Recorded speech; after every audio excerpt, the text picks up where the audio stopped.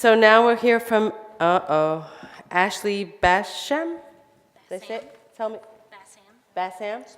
Ashlea Bassham, who is a teacher in Logan County, West Virginia.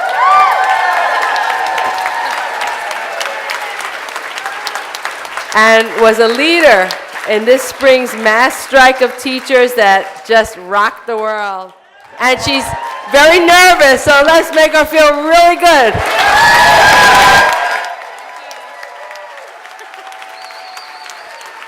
Thank you.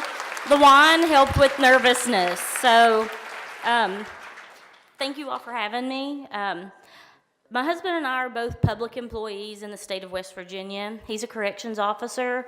I'm a school teacher. As public employees, we hoped that the benefits package that sounded so great would sort of sweeten the sting of being at the bottom of the average wages for our professions. For several years, this has been true.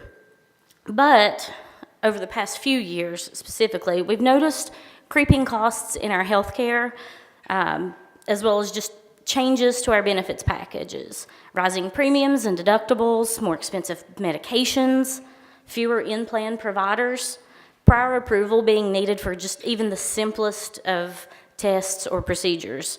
The list just goes on and on. In February, West Virginia made headlines with what's misleadingly been labeled as the West Virginia teachers' strike. While teachers were the most vocal of the group, most teachers have really big mouths and like to hear themselves talk. I'm one of the quieter ones.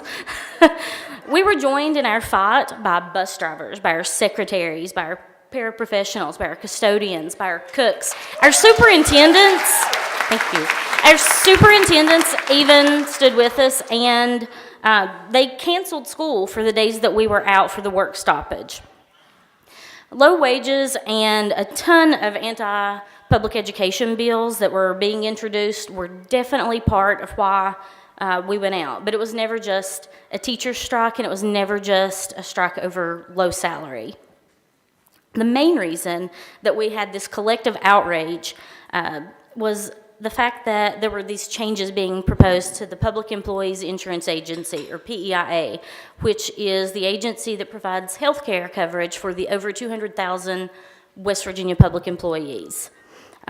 We were joined in our fight, and we were supported by the other public employees because we were fighting for them too. So it was never just the teachers. Some of the approved changes to PEIA that fueled the movement included the increase in premiums, increased deductibles, increase in our prescription costs, these things that we'd become used to. But then there were some unexpected changes. One included a reconfiguration of the salary index codes that were used to determine our premiums. The reduced number of indexes went from 10 to 5. Family household income was to be used to figure out which bracket that we would be in. So these changes were going to make a big impact on how much we were paying for health care. What was particularly important for my husband and I was the fact that the employee and employee spouse tier was being just eliminated. This gave us a little discount each year because we both worked for the state. It wasn't going to be there anymore for us. All of these changes led to additional costs, and our salaries remained stagnant. And I wish that I could say that the changes stopped there, but I can't. We began receiving vague letters regarding a new voluntary program called Go 365. And at first it sounded like a genuine incentive plan to promote wellness of the employees. I have some friends in Florida who have Go 365, and they love it. Theirs isn't like ours was going to be. We found out that opting out of this voluntary program was going to cost us. It was going to be an additional $500 a year on our deductible, plus an additional $25 a month on our premiums. We also found out that there were a certain number of points that you had to have each year, and that point threshold went up each year. It started at 3,000, then 5,000, and then by the third year, 8,000. And if you didn't reach those point goals, you had the same penalty as if you just hadn't participated at all. So you still had that deductible increase, you still had the premium increase.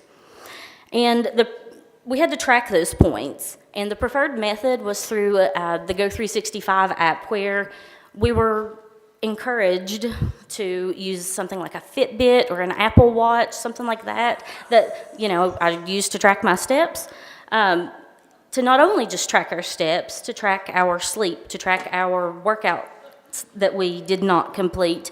It could even track our location. So this was invasive, and we didn't want any part of it. So we fought, and we won, sort of.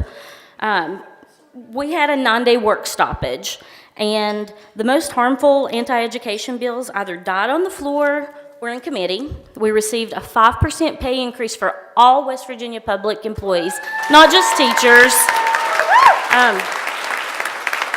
And the approved changes to PEIA were frozen for 16 months, and a task force was established to handle the problems. But there's still no long-term funding solution, and a freeze is not a fix. PEIA needs an additional $50 million at least per year. And West Virginia, we just bleed out revenue. $200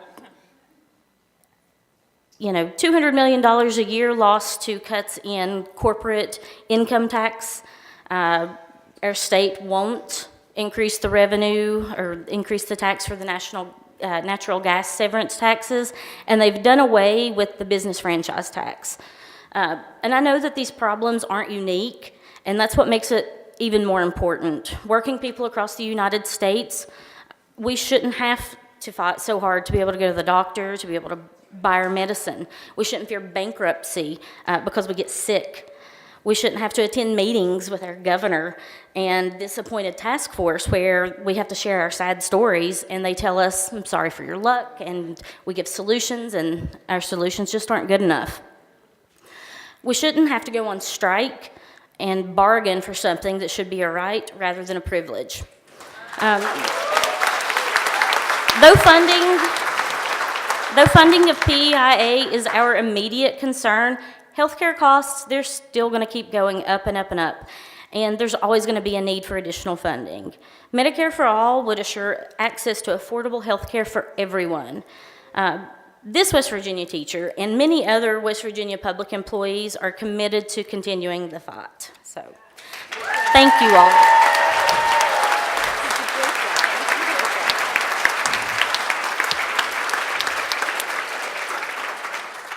So Ashley went over time, but they speak a little slower in West Virginia, so that was okay.